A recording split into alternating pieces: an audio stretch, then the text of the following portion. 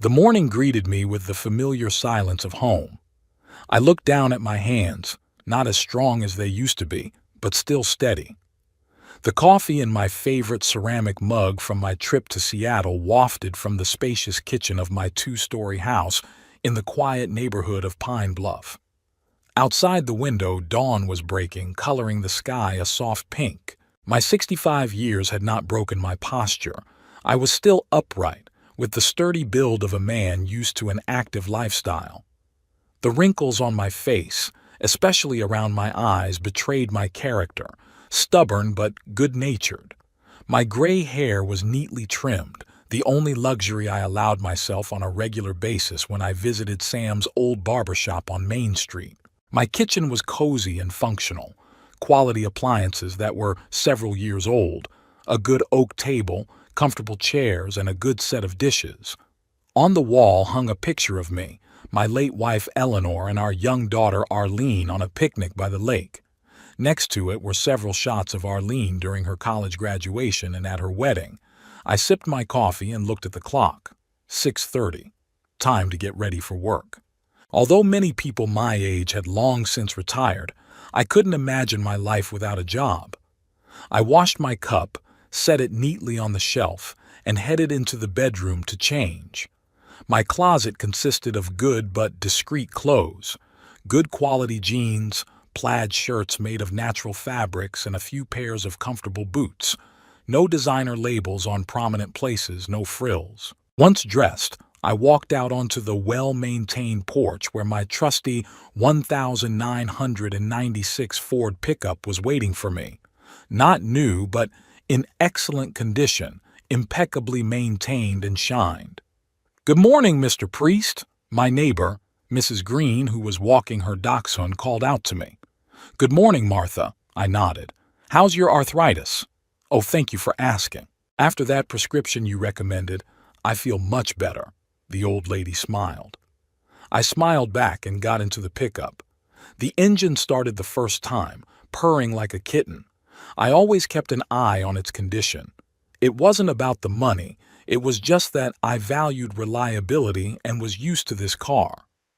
20 minutes later, I parked near a modern two-story building in the business district of Pine Bluff. It had a modest but elegant sign on the front, Priest's Gastronomic Enterprise.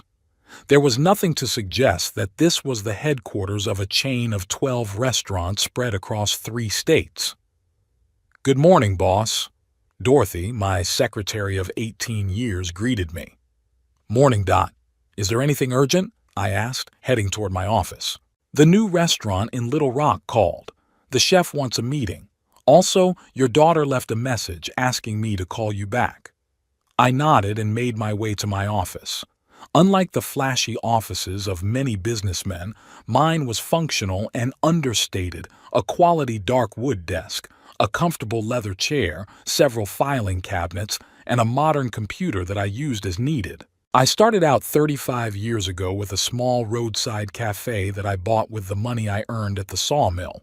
For years I put most of the profits back into the business, opening new establishments, but never sought ostentatious wealth. After my wife died when Arlene was only 9, I focused on giving my daughter everything she needed, a good education, stability, support. Now that she was grown and starting her own life, I just continued to live the life I was comfortable with. No frills, but no deprivation either. The first thing I did was call my daughter. "Daddy," Arlene said excitedly, "I thought you'd call yesterday." "I'm sorry, honey. The meeting ran late. How are you?" There was always a warm note in my voice when I talked to my daughter. "I'm fine. Listen, I have an idea. Why don't we meet for lunch today? I'll be off at 1 o'clock. I looked at my day planner, meeting with suppliers, checking financials, nothing I couldn't put off for my daughter. Sure. Where should I meet you?" "That cafe near my school. You remember it?" "Of course I do," I grinned. "I own it." Arlene laughed. "You do? Sometimes I forget that my humble daddy is a restaurant magnate." I cringed at the word. "I'm not a tycoon, Arlene, just a man who does his own thing." All right. See you at 1 o'clock. I hung up the phone and got down to work. I personally reviewed every financial report, every menu, every decision to hire chefs. There were over 300 people working in my restaurants, and I knew almost everyone by name. At 1:30, I drove to the school where Arlene worked as a counselor. Jake's Cafe was across the street, a cozy place with excellent food, the first one I opened after the success of the roadside cafe. Arlene was already waiting for me at a table by the window. She looked just like her mother at 29, the same brown hair, the same lively eyes, the same smile. When she saw me, she waved. "You're not late," she said with a smile as I sat down across from her. "That's new. I always have time for you," I replied, studying my daughter. She looked happy, but there was something else in her eyes, a slight worry. "How are things going at school? The kids aren't bothering you too much?" "It's okay, Daddy. You know I love my job. How are your restaurants doing?" "Growing," I said simply. "I'm thinking of opening another one in Memphis." Arlene nodded, fiddling with her napkin. "Dad, I wanted to talk about something else. Tristan and I decided to have a family dinner Friday night at the Azure." I raised my eyebrows. Azure was the most expensive restaurant in town, specializing in seafood. Not my kind of restaurant, but a place I respected for the quality of the cuisine. "Sounds wonderful," I replied cautiously. "What's the occasion?" "Just family dinner. Tristan wants to get to know you better." I barely held back a skeptical smile. In the 6 months since we'd been married, Tristan had never once shown genuine interest in me. Our meetings had always been tense, with poorly concealed disdain on his part. "Of course I'll come," I agreed. "Just—" Arlene hesitated. "Why don't you wear that suit I gave you for Christmas? And come in my car. I can leave it at your place this afternoon." I frowned. What was wrong with my clothes and my pickup? Arlene sighed. "Nothing, Dad. It's just, you know how Tristan is. He puts a lot of importance on appearance." "I don't," I replied calmly. "I'll come as I am. If your husband doesn't like it, that's his problem." "Please, Dad," Arlene took my hand. "For my sake. I just want you two to get along." I softened. I was willing to do a lot for my daughter. "Okay," I gave in. "But I'm keeping the truck. I don't want you to have to go to the trouble of delivering the car." Arlene smiled with relief. "Thanks, Dad. Dinner's at 7 p.m. The rest of the dinner passed in easy conversation. Arlene talked about her students and her plans for the summer, but I sensed something was troubling her. Most likely, her relationship with her husband was not as serene as she tried to make it seem. After lunch, back in the office, I couldn't concentrate on work. Thoughts of the upcoming dinner and my son-in-law kept me busy. Finally, I decided to call my sister. Maeve Collingwood was 5 years older than me and had always been my closest friend and counselor, especially after my wife's death. "Maeve, it's me," I said when my sister answered the phone. "Hayden, what a nice surprise. What's wrong?" "What makes you think anything's wrong?" I grumbled. "Because you're calling during business hours. Usually you're sitting in your office with your nose buried in papers, oblivious to the existence of the phone." I sighed. Arlene had invited me to a family dinner with Tristan. "Oh," there was understanding in my sister's voice. "And how do you feel about that?" "She wants me to wear a suit and look presentable." Maeve snorted. "Of course, because her hubby thinks you're a poor redneck." Maeve. "What? It's true. He's been looking down on you ever since you first met. Remember how he reacted when he saw your pickup truck?" I remembered. Tristan had a look of disgust on his face, as if he'd seen a garbage can instead of a car. "He's young, ambitious," I tried to defend my son-in-law. "Status is important to him." "Authenticity is important to you," Maeve countered. "You could live in a mansion and drive a Mercedes, but you choose a comfortable house and a pickup truck you like, and that's your right." "I don't know, Maeve. Maybe I should tell Tristan about the business. Show him I'm not as easy as he thinks I am?" "Why?" My sister was outraged. So he'll start respecting you for your money and not for the kind of man you are. No, Hayden. Let him learn to see people as more than their bank account first. I sighed. My sister was right, as always. I'm just worried about Arlene, I admitted. I'm afraid she's picked the wrong person. When I got home after my conversation with my sister, I sat in my favorite chair for a long time, thinking about the dinner to come and about Tristan Murphy, my daughter's husband. Something about this young man had alarmed me from the start. I remembered our first meeting well. It was about a year ago. Arlene had called me, excited and happy, and told me she wanted me to meet a special person. We agreed to meet at a little Italian restaurant downtown, not my chain, but with great food. I arrived a little early in my usual clothes, jeans, plaid shirt, old but quality leather jacket. Arlene and Tristan showed up 10 minutes later. I immediately noticed how bright my daughter's eyes were, and it warmed my heart. But her companion, he looked flawless in his 32 years, an expensive suit, fancy glasses, a neat haircut. But something flickered in his eyes as he looked me over. Disappointment? Disdain? Dad, this is Tristan, Arlene introduced him proudly. Pleased to meet you, sir, he said, extending his hand to shake. His palm was soft, without a single callus. Likewise, I replied, shaking his hand firmly. During dinner, Tristan talked a lot about his job at the finance company, his growth prospects, and how much he was appreciated by his superiors. He used financial terms a lot, which I suppose was meant to impress me, or perhaps confuse me. Small detail, he never once asked about my job. As we said our goodbyes in the parking lot, Tristan couldn't hide a grimace when he saw my old pickup truck. "Is that what you drive?" he asked with ill-concealed surprise. 20 years, I said calmly. Never let me down. Interesting choice, he said, pointing to his brand-new BMW. It had been a long time since then. Tristan proposed to Arlene. They planned the wedding, got married.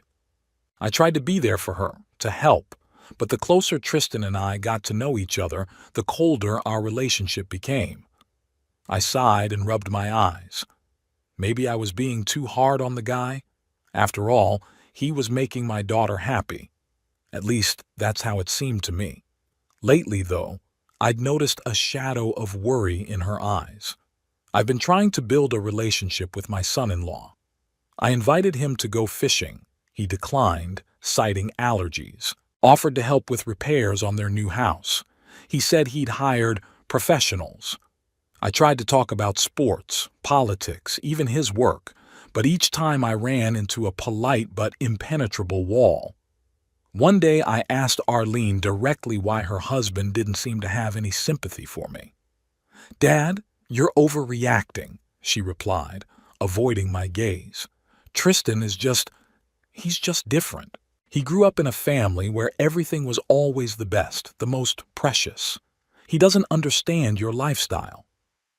"What's wrong with my way of life?" I asked then. Arlene hesitated. "Nothing. It's just. He thinks you could live a better life. He doesn't understand why a man would voluntarily choose to live modestly when he can afford more. I didn't bother telling my daughter at the time that her husband had no idea of my financial situation. For Tristan, appearances were more important than substance. If a man didn't demonstrate his success through expensive things, then he was a failure. Now, as I prepared for dinner at the Azure, I realized I was in for another round of silent condemnation. I opened my closet and pulled out the suit Arlene had given me last Christmas. It was dark blue, excellent quality, and it still had the tag I'd never worn it. It needed a new shirt. The next day, I stopped by the mall on my lunch break. A young saleswoman met me at the men's clothing store. "What can I do for you?" she asked with a professional smile. "I need a shirt to match a dark blue suit," I replied. "For dinner at a restaurant. What shade do you prefer? Maybe light blue or white?" she suggested, pointing to a rack of shirts. I chose light blue. It went well with the suit and didn't look too formal. "Good choice," the salesgirl approved. Would you like to try it on? I nodded and headed to the fitting room. The shirt fit well, but I wasn't used to seeing myself looking so formal. Looking in the mirror, I saw a successful businessman, not the Hayden priest I thought I was. As I paid for my purchase, I asked the saleswoman in passing, "Have you ever been to the Côte d'Azur?" "Oh, it's a wonderful place," she cheered up. "I was there for my wedding anniversary. It's expensive, of course, but the service is excellent." I nodded, picking up my shirt bag.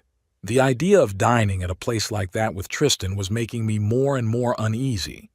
Back at the office, I decided to call Willard Fenwick, the manager of the Azure. We had known each other for years, even before I started my restaurant business. Willard was one of the few people who supported me in the beginning, shared supplier contacts, and gave me some valuable advice. "Willard Fenwick speaking." His clear voice came through the phone. "Hello, Willard. This is Hayden Priest." "Hayden, it's been a long time. To what do I owe this honor?" He sounded genuinely pleased. "Just calling to see how you're doing. It's been a while." "I'm doing great. The restaurant is thriving despite the competition. By the way, thanks for recommending that seafood vendor. The quality is excellent." "I'm glad I helped," I said sincerely. "Listen, I have a small favor to ask of you. Anything for an old friend. I'll be having dinner at your restaurant on Friday, a family reunion with my daughter and son-in-law." "That's great. I'll personally make sure you get the best table." "That's the thing, Willard. I'd rather you didn't pay me any special favors. You see, my brother-in-law doesn't know my, position in the restaurant business." There was a pause on the other end of the line. "Hayden, are you still playing that game?" Willard sounded perplexed. "Hiding from everyone that you own one of the most successful restaurant chains in the tri-state area?" "Not from everyone," I countered. "Only from people who judge a man by the make of his watch and the model of his car." Willard laughed. "Okay, I get it. I'll act like you're just a regular visitor. But if your brother-in-law starts complaining about the service or the kitchen, I can't promise I'll hold back." "He won't," I assured him. "Azure is his choice. He wants to make an impression." "You?" Willard's voice was ironic, more like himself. We talked a little more about business, about new trends in the restaurant business, and then I said goodbye and hung up. I spent the rest of the week with the usual worries, meetings, reports, solving small and large problems in my restaurants. I tried not to think about the upcoming dinner, but my thoughts kept coming back to Tristan. What is he looking for? Recognition, respect, or just a chance to feel superior once again by belittling others? I didn't understand him, and frankly, I didn't try very hard to understand him. I was more concerned with whether my daughter was happy with him. The night before dinner, Arlene called me. "Dad, are we still on for tomorrow?" "Sure," I answered. 7 o'clock at the Azure. You'll, wearing a suit?" she asked cautiously. "Yes, and I even bought a new shirt," I assured her. "Thank you," she sounded relieved. "It's important to Tristan." "I know," I said softly. "Don't worry. After I talked to my daughter, I couldn't sleep for a long time. I lay in bed, staring at the ceiling, thinking about tomorrow night. Something told me that dinner would be difficult. But for Arlene's sake, I was willing to put up with any inconvenience, even the company of her pompous husband. I didn't know how the dinner would end, but I decided to behave myself no matter how Tristan behaved. After all, I had lived 65 years, built a successful business from scratch, and raised a beautiful daughter. I didn't need to prove anything, especially to a man who judged others by clothing brands and price tags. As I fell asleep, I thought about the fact that maybe tomorrow's dinner would give Tristan a chance to see me as more than just an old man with an outdated outlook on life. And if not, well, at least I'd know I'd tried. Friday came all too quickly. All day long I felt a slight uneasiness, though outwardly I remained my usual calm self. Dorothy even noticed it during our morning meeting. "You seem a little distracted today, boss," she said when I asked the same numbers for the third time. "Just a lot on my mind," I brushed it off. "Do you have anything important to do today?" Dinner with my daughter and son-in-law, I admitted reluctantly. Dorothy nodded understandingly. She was aware of my complicated relationship with Tristan. Good luck, she said sincerely. By 5 o'clock, I had finished all my urgent business and went home to change. My dark blue suit was waiting for me, hung neatly on the rack. I showered, shaved more thoroughly than usual, and put on a new shirt. I decided not to wear a tie, it would have been too much. Looking at myself in the mirror, I noted that I looked pretty good. The suit fit well, emphasizing that I was in good shape for my age. The only other question was what to drive. Arlene wanted me to take her car, but I decided to stay true to myself. My old pickup was a part of me, and if Tristan couldn't accept that, that was his problem, not mine. I left the house at 6:30. Azure was a 20-minute drive away, and I preferred to arrive a little early than be late. As I got behind the wheel of my trusty Ford, I felt the tension release a little. No matter what happens tonight, I'm going to be me. As I parked outside the restaurant, I noticed that my pickup truck looked a little out of place among the Lexus and Mercedes, but that didn't bother me at all. I adjusted my jacket and entered the elegant Azure building. The interior of the restaurant was marine-themed, muted blue-green colors, soft lighting, aquariums with exotic fish. Violin music poured quietly from the speakers. At the entrance stood a young female hostess in a strict suit. "Good evening, sir. Do you have a reservation?" she asked with a professional smile. "Good evening. I believe the reservation is in the name of Murphy." She checked the list and nodded. "Yes, a table for 3. Please follow me." Arlene and Tristan were already waiting for me. My daughter looked beautiful in an elegant dark green dress that emphasized the color of her eyes. Tristan was impeccable as always. Expensive suit, perfect haircut, gold cufflinks glittering in the light of the lamps. When Arlene saw me, she smiled and stood up to give me a hug. "Daddy, you're on time." "I'm always on time for important meetings," I replied, hugging her back. Tristan stood up as well and held out his hand. "Hayden, good to see you," he said with a smile that didn't reach his eyes. "Likewise, Tristan," I replied, shaking his hand. We sat down at the table and the waiter immediately came over to take the drink order. "A bottle of your best red wine," Tristan said, not even looking at me or Arlene. "Actually, I'd prefer whiskey," I said softly. Tristan looked at me with mild irritation. "Whiskey from the supermarket, of course. How could I have forgotten?" "Tristan," Arlene said warningly. "What?" "I'm just kidding," he smiled, but his eyes remained cold. "Okay, 1 red wine, 1 whiskey, and a glass of white wine for my wife." The waiter nodded and left. "So Hayden," Tristan began, folding his hands in front of him, "how's your business?" He said the last word with an intonation like he wasn't sure if what I was doing was business. "I'm fine, thank you," I said calmly. "How are you doing financially?" It was the perfect question to steer the conversation in a direction where Tristan felt comfortable talking about himself. "Oh, we're in a hot time right now," he perked up. "I'm managing some big clients, working on a large investment portfolio. You know, last month my project generated a 6-figure profit for the company." "That's impressive," I nodded, though, in truth, such figures were commonplace for me. "Not everyone can boast of such results." Tristan gave me a meaningful look. "Especially at your age." Arlene looked increasingly tense, shifting her gaze from me to her husband and back again.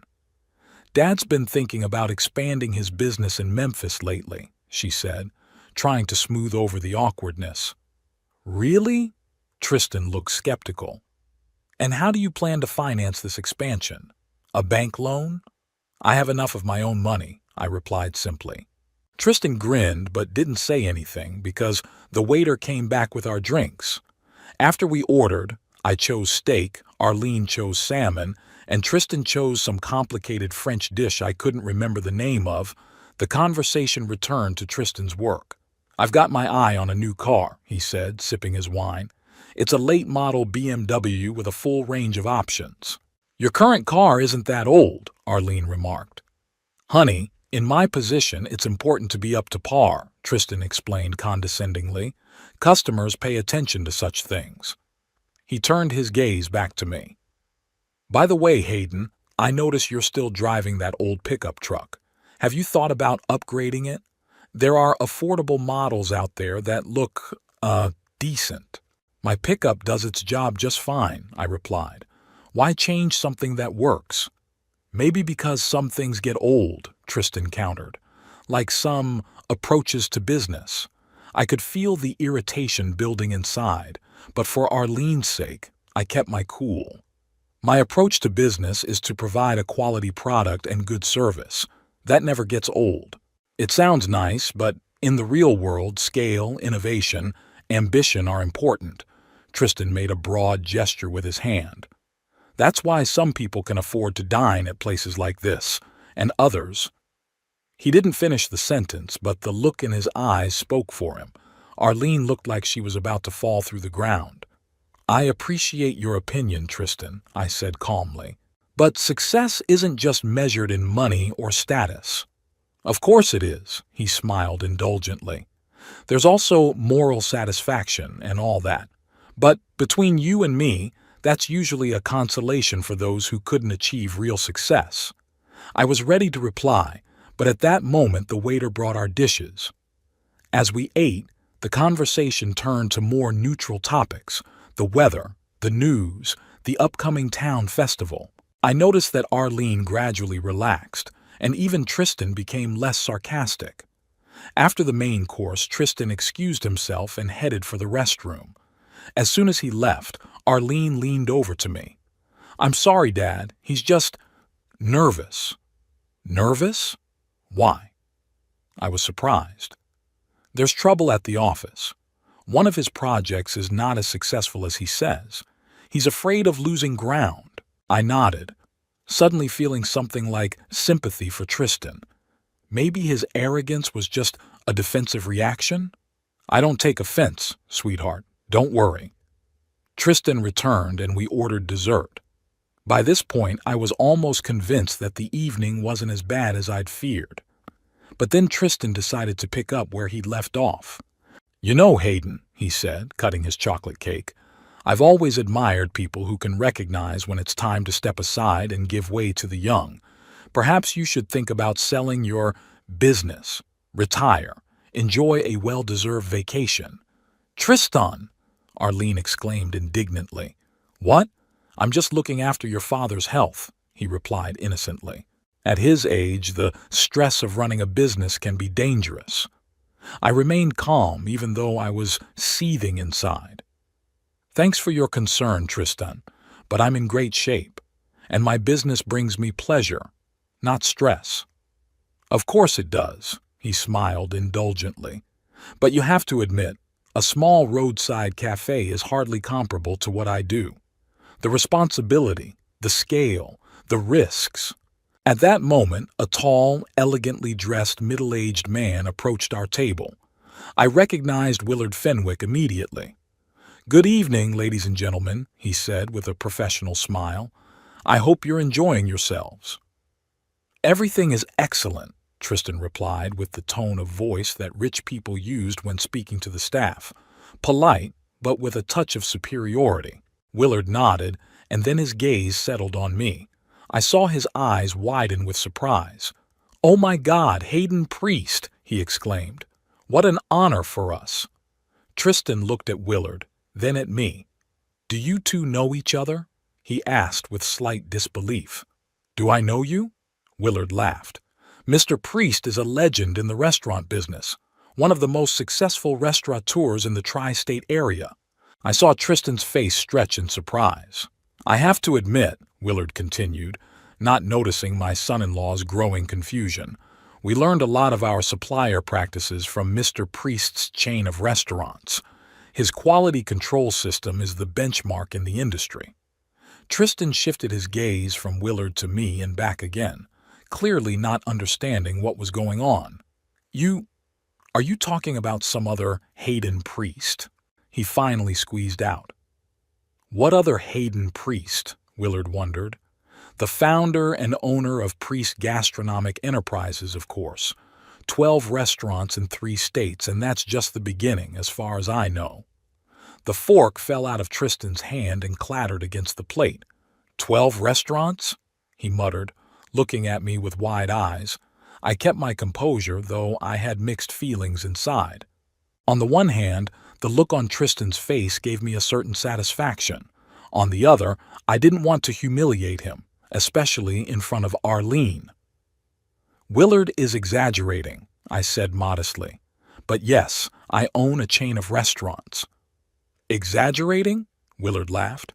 Hayden had always been modest. His business is worth millions, but he still drives an old pickup truck and lives in the same house where he raised his daughter. Now that's what I call real character. Tristan looked like he'd been kicked in the butt. He opened his mouth to say something but couldn't utter a word. Arlene put her hand on her husband's shoulder. "Tristan, are you all right?" she asked with a poorly concealed smile. "Yeah, I don't understand," he finally said. "You own a chain of restaurants? Why didn't you ever talk about it?" "You never asked," I said simply. "You were too busy talking about your accomplishments." Willard, finally noticing the awkwardness of the situation, tactfully stepped back. "I'll leave you to it. Dessert is on the house in honor of Mr. Priest's visit." When he left, there was a heavy silence at the table. Tristan looked at me as if he were seeing me for the first time. His face was flushed, whether from embarrassment or anger I couldn't tell. "All this time," he started, but he couldn't finish the sentence. "I've been the same person all this time," I said calmly. "It's just that you only saw what you wanted to see." Tristan lowered his eyes, clearly not knowing what to say. Arlene looked at him with an expression that said, "I told you so." "But why do you live your life so simple?" Tristan finally asked. "Why do you drive an old pickup truck when you can afford any car you want?" "Because I like it," I answered. "Because I value things for their reliability and convenience, not for the tag or the status they might confer." Tristan was silent, digesting the information. I watched the emotions change in his eyes: shock, disbelief, confusion, and finally, something resembling respect. I guess there's a lot I didn't know about you," he said at last. "Didn't know much, or didn't want to know much?" I asked softly. Tristan sat across from me as if he'd suddenly discovered that the earth was flat, not round like he'd always thought. His eyes darted between Arlene and me, trying to make sense of this new reality. "I don't understand," he finally said, nervously adjusting his shirt collar. "If you, the owner of a chain of restaurants, why did you hide it?" "I wasn't hiding anything," I said calmly, sipping my whiskey. "I just don't advertise it." "But why?" Tristan sounded genuinely perplexed. "Anyone else in your place?" "I'm not anyone else," I interrupted gently. "I've never believed that a man is defined by the size of his bank account or the make of his car." Arlene put her hand on her husband's shoulder. "Tristan, I've tried to explain to you that my father is a special man, but you were so sure you knew everything about him just by looking at his pickup truck." "Did you?" Tristan turned to his wife with an expression of slight betrayal on his face. "All this time, you knew your father was rich?" Arlene sighed. "Of course I did. I grew up watching him build his business, but I also respected his choice to live modestly and not shout his success on every corner." Tristan shook his head, still trying to fit the new information into his worldview. "But why?" He looked at me again. "Why live like you have nothing, when in reality—" I set my fork aside and looked straight into my brother-in-law's eyes. "Tristan, I had nothing when I started. I grew up in a logging family working in a sawmill from the age of 16 to help my parents.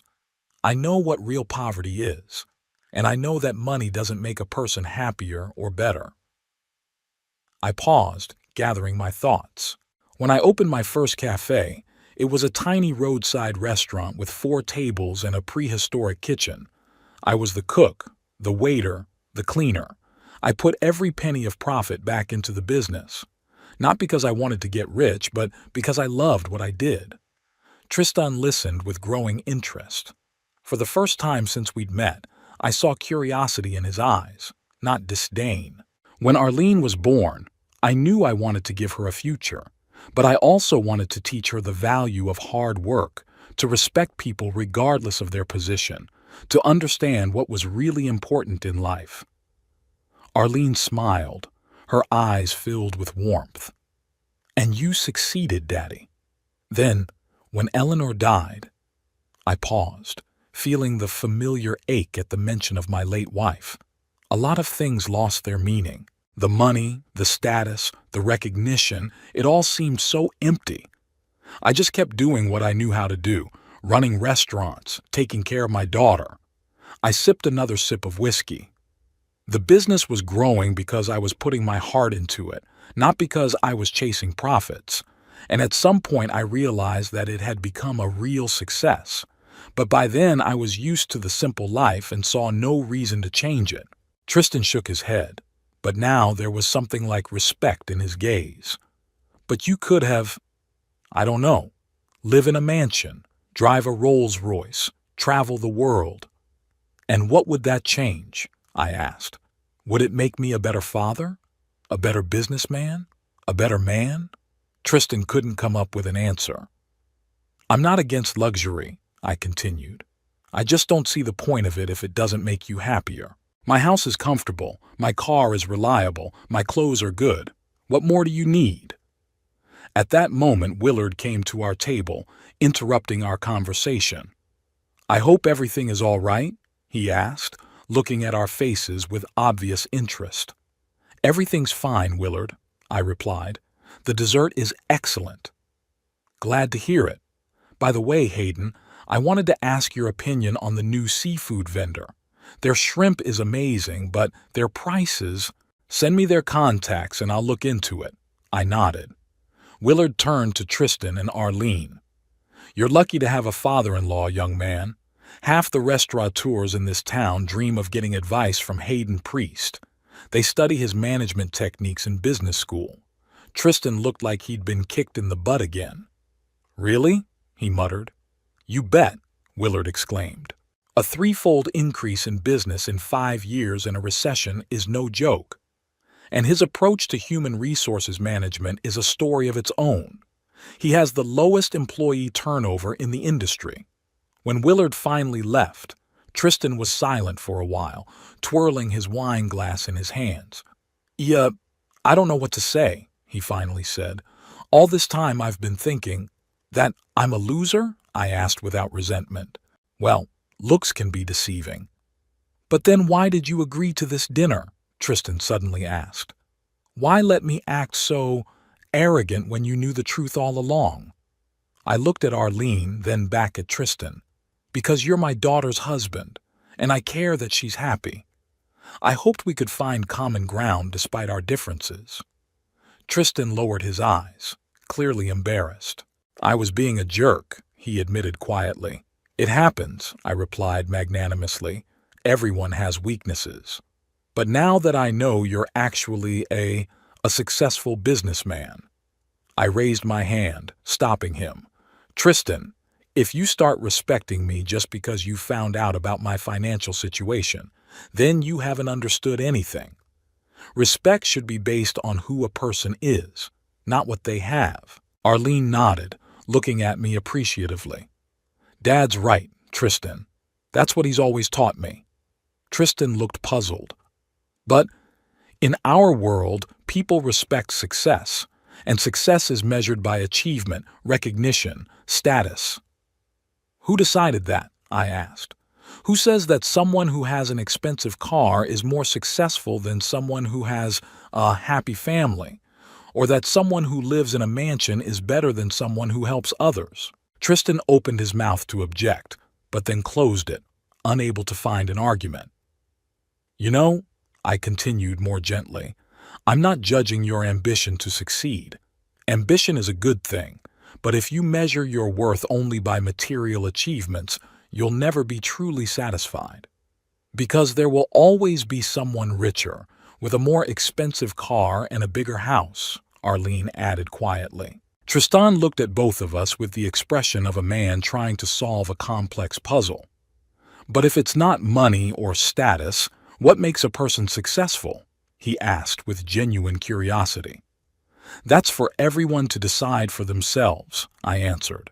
For me, success is creating something of value that benefits people. It is to see my daughter grow up to be a happy, confident person. It's going to sleep with a clear conscience knowing that I've lived the day with dignity. Tristan nodded thoughtfully, digesting my words. I could see that he was struggling with himself, with deep-seated ideas about values and success. I'm not saying you have to share my views, I added. Everyone chooses their own path. I just want you to understand that you can't judge a man by his cover. Arlene put her hand on Tristan's arm. Remember when I tried to explain this to you from the beginning? That Dad isn't what he seems? Tristan nodded, looking at his wife remorsefully. I remember, but I was too overconfident to listen. We finished dessert in a more relaxed atmosphere. Tristan even told a couple of funny stories from his childhood, showing a more human side than I'd seen so far. When it was time to pay, Tristan reached for his wallet, but I stopped him. My treat tonight, I said. But I insisted on this dinner, Tristan objected. And I insist on paying, I said softly but firmly. Consider it a gesture of goodwill. Tristan nodded reluctantly, but I saw something new in his eyes, a respect that had nothing to do with my financial situation. As we left the restaurant, I suggested, Arlene, how about I give you a ride home? We could talk for a while. My daughter looked at her husband as if asking for permission. Sure, Tristan said after a short pause. I still have things to do at the office. I'll pick up the paperwork and come back later. Arlene looked surprised at his understanding, but nodded. Good. I'll see you at home. Tristan awkwardly held out his hand to me. Thank you for, informative evening, Hayden. I shook his hand, sensing a breakthrough in our relationship. You're welcome, Tristan. I hope this isn't our last family dinner. When Tristan left for his car, Arlene and I headed to my pickup. I noticed that she was no longer embarrassed by the sight of him like she used to be. You know, she said as she got into the passenger seat, I've never seen Tristan look so confused. You've really turned his world upside down. I hope it's for the best, I replied, starting the engine. I think so, Arlene nodded. He needed that shock. He'd gotten too caught up in the trappings of success, forgetting the real values. We pulled out of the parking lot and headed toward Arlene and Tristan's house, a large, modern building in an upscale neighborhood. You've always known about my business, I said. Not a question, but a statement. Of course, Arlene smiled. I grew up watching you build it from the ground up. Why do you think I chose finance as my major in college? I looked at my daughter in surprise. You never said you were inspired by my example. Because you already knew that, she replied softly. Dad, you showed me that you can succeed by being true to yourself, by staying true to your principles. That's more important than any money. I felt a lump come up in my throat. Despite all my accomplishments in business, Arlene had always been my greatest pride. And why did you marry Tristan? I asked cautiously. He seemed to represent very different values. Arlene sighed. He wasn't always like that. When we first met, he was ambitious, yes, but also kind, considerate, with big dreams. Then he got promoted, started making more money, and something changed. He became obsessed with the outward signs of success. People change, I observed. But not completely, Arlene countered. Somewhere deep inside, he's still the Tristan I fell in love with. I see glimpses of that man from time to time. Maybe tonight will help him find his way back to his true self. I nodded, hoping she was right. We drove a few more blocks in comfortable silence. You know, I finally said, maybe I should have told Tristan about my business sooner, saved you both this awkwardness. Arlene shook her head. No, Dad. Then he would have respected you for the money, not for who you are. He needed to get over that lesson. Wise beyond your years, I smiled. I have a good teacher, Arlene replied, squeezing my hand. When we pulled up to their house, I noticed that the lights in the windows weren't on. Tristan wasn't back yet. Are you sure you'll be okay on your own? I asked. Of course I am, Daddy. I'm not a little girl anymore, Arlene laughed. She leaned over and kissed me on the cheek. Thank you for tonight, and for everything you've taught me. You're welcome, sweetheart, I replied, feeling the warmth in my chest. I waited until Arlene came in the house and turned on the lights before I drove away. All the way home, I thought about Tristan, about his reaction to discovering my secret, about his struggle with his own prejudices. Perhaps there was more depth to him than I'd realized. Perhaps he truly loved my daughter and wanted the best for her. It was just that his ideas of best were skewed. I hoped this evening would give him food for thought, make him rethink his views on success, values, and what really matters in life. After parking the pickup at my house, I sat in the dark for a while, thinking about what Tristan had said at the restaurant. If it's not money or status, what makes a person successful? It was a good question, and maybe by seeking an answer to it, Tristan could become a better version of himself, for Arlene and for himself. It was 3 days after our memorable dinner at the Azure. I hadn't called Arlene, giving her and Tristan time to digest what had happened. It wasn't until last night that she called me herself to tell me everything was okay, but Tristan was very pensive and silent. Well, that wasn't surprising. Wednesday morning was sunny. I was going over the financial reports for the new restaurant in Memphis when there was a knock on my office door. Come in, I said, not taking my eyes off the numbers. Mr. Priest. Dorothy's voice sounded unusually formal. You have a visitor. Mr. Murphy. I looked up and saw Tristan behind Dorothy's back. He looked unaccustomedly insecure in his strict business suit. Tristan. I stepped up to meet him. What a surprise. Am I interrupting? He asked, looking around my office with undisguised interest. No, of course not. Come in. I gestured to the chair across from my desk. Dorothy, bring us some coffee, please. When the door closed behind the receptionist, Tristan squirmed uncomfortably in his chair. So, this is your office, he said, looking at the simple interior. I had envisioned it differently. Disappointed? I asked with a slight smile. No, just... For a man of your stature, the office is very modest. What do you think I need? A marble desk? Gold pens? I grinned, but without malice. Tristan blushed slightly. That's not what I meant. It's just that successful businessmen usually like to show off their success. Maybe it's because they're not sure of it, I said. I don't need to prove anything to anyone, especially with expensive furniture. Dorothy brought coffee, black for me, cappuccino for Tristan, though he didn't say which one he preferred. My secretary was always observant. So, I said when we were alone, to what do I owe this visit? Tristan took a sip of coffee as if gathering his thoughts. I came to apologize, he said finally, for the way I've been acting around you all this time, especially at the restaurant. I set aside the pen I'd been playing with and looked at my son-in-law carefully. I accept your apology, I nodded, though I had to admit the look on your face when Willard called me boss was worth it. Tristan smiled slightly but quickly turned serious. It's not just that. After that night, I thought a lot about what you said. That respect should be based on who a man is, not what he has. And what conclusions have you come to? I asked, genuinely interested. Tristan sighed. My whole life had been built on the idea that success was measured by money and status.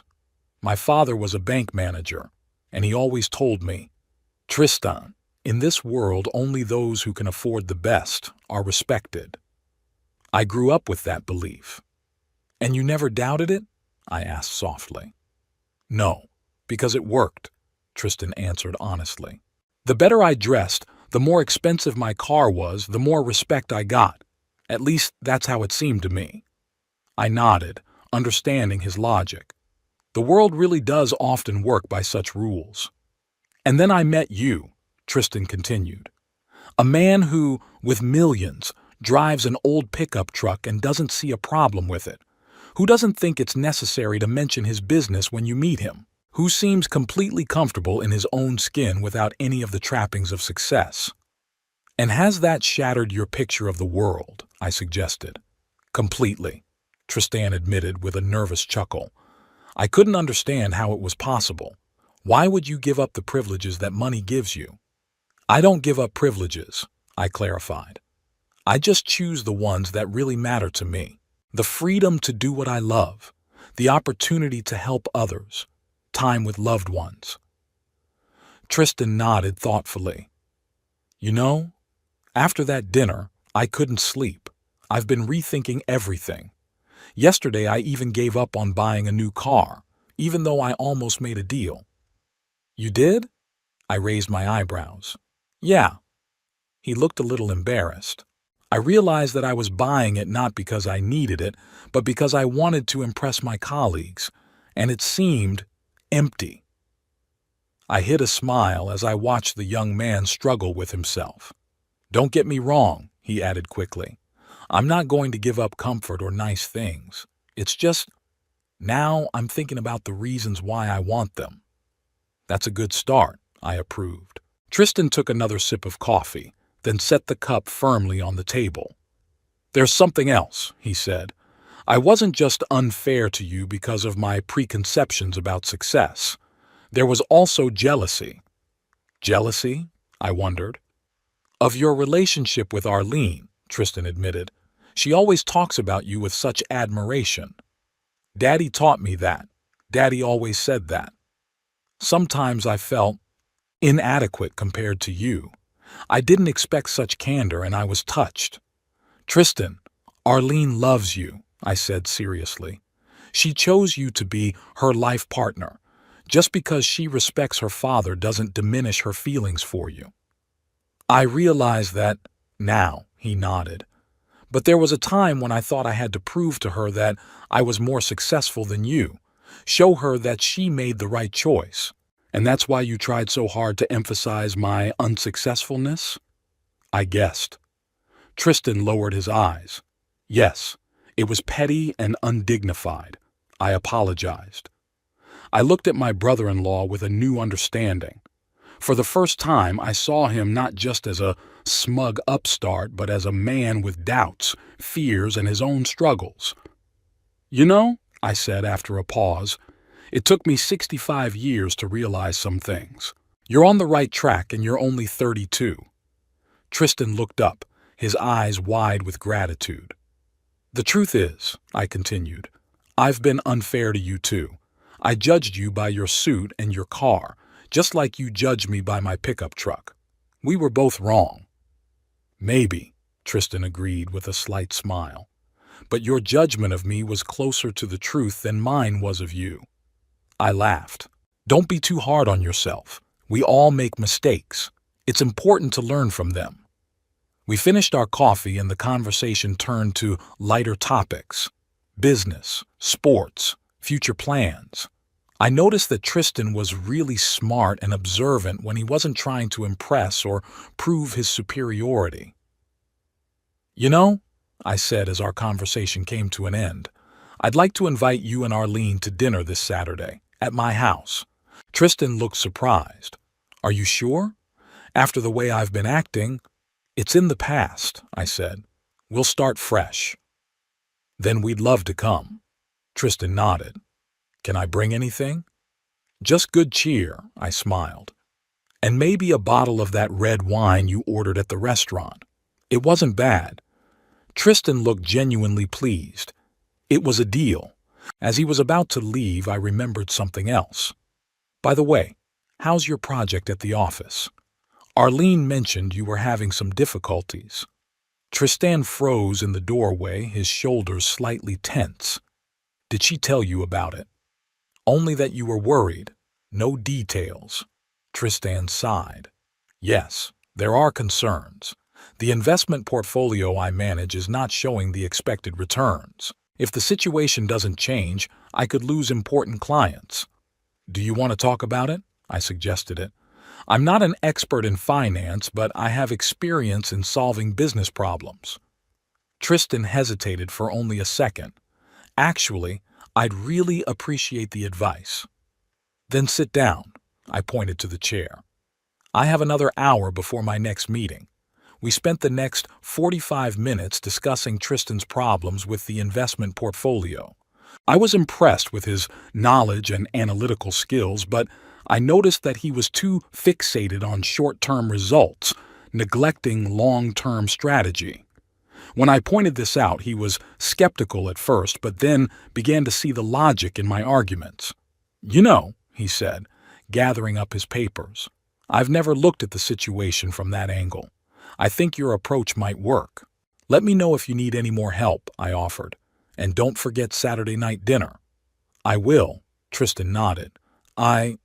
Thank you for everything." After he left, I sat for a long time thinking about our conversation. Maybe there really was more depth to Tristan than I'd realized. He was young, ambitious, and a little misguided about what was really important in life, but he had a desire to learn and change. And that's no small thing. Saturday night came faster than I expected. I decided to cook dinner myself. After all, I had started my career as a chef and still loved to cook. The menu was simple but delicious. Grilled steak and vegetables, baked potatoes, and apple pie for dessert, Eleanor's recipe, which had always been Arlene's favorite. I cleaned up the house myself too, although I usually had a cleaning lady come once a week. There was something satisfying about getting the house ready for my family with my own hands. At 6 o'clock sharp, the doorbell rang. Arlene and Tristan stood on the doorstep, both with smiles. My daughter held a bouquet of wildflowers, and Tristan held a bottle of promised wine in a box. "Daddy!" Arlene hugged me. "It smells so good." "I hope you're hungry," I said as I let them in. "I'm starving," Arlene admitted. Tristan and I had been tearing down the garage all day, and I hadn't had time to eat. I looked at my son-in-law in surprise. Somehow I couldn't imagine him doing such a mundane job. "What?" Tristan noticed my gaze. "Did you think I couldn't work with my hands?"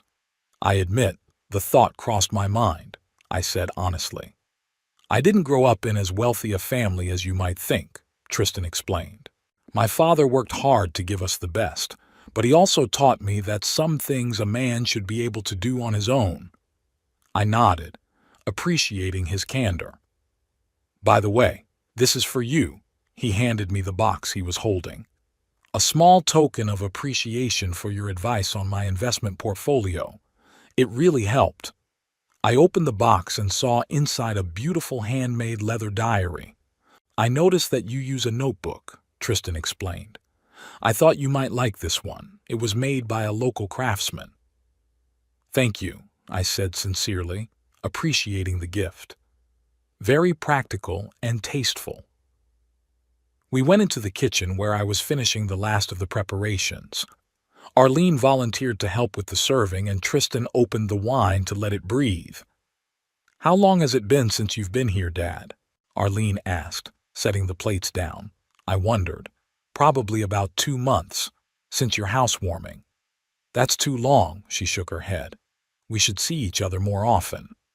"I couldn't agree more," Tristan said unexpectedly. "Why don't we make these family dinners a regular occurrence, once every 2 weeks, at everyone's place?" I was pleasantly surprised by that suggestion.